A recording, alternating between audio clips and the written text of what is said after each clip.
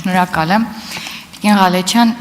ձեր վերաբաց տվյալներից էլ եւ առհասարակ ճանապարհային վիճակը ընդհանուր առմամբ բարելավել է վերջին տարիներին, բայց երբ տվյալներն ենք ուսումնասիրում, օրինակ ճանապարհատրանսպորտային պատահարները ամեն դեպքում 2025 թվականին, թե 2023-ի, թե 2024-ի համեմատ մի փոքր աճել են ու ուշագրավ են հանգամանքը, որ ինչքան էլ Երևանում է խիտ երթևեկությունը, ամեն դեպքում մարզերում ավելի շատ է ճանապարհատրանսպորտային պատահարների թիվը, օրինակ ձեր մոտ վերլուծությունը կոնկրետ հիմնական ինչն է եղել պատճառը,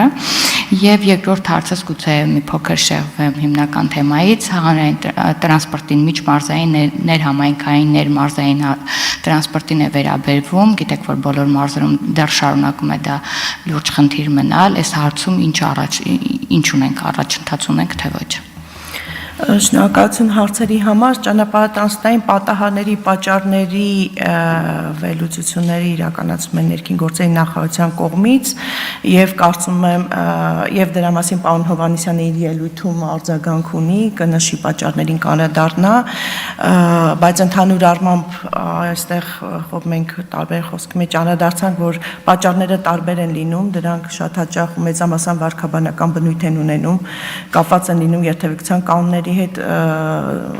տարբեր պատճառներ կարող են հաստատվել, այդ թվում որևէ նշանի բացակայություն կամ ենթակառուցվածքի, բայց ամբողջական, եթե պատկերը նայենք, այդ պատճառները եւ ամբողջ աշխարհում է այդպես տարբեր ուղղություններ ու տարբեր տոկոսային հարաբերակցություն ունեն իմ գործընկեր պարոն Հովհաննիսյանը ճանապարհատրանսպորտային պատահարների վիճակագրությանը եւ պատճառներին ելույթում կանրադառնա, իսկ ինչ վերաբերում է տրանսպորտի մասով մեր անելիքներին կարճ կխնդրեի տիկին Այվազյանը մասնակցում է տրանսպորտի վարչությունից փոքրիկ ինքը անդրադարձանի պատասխանի։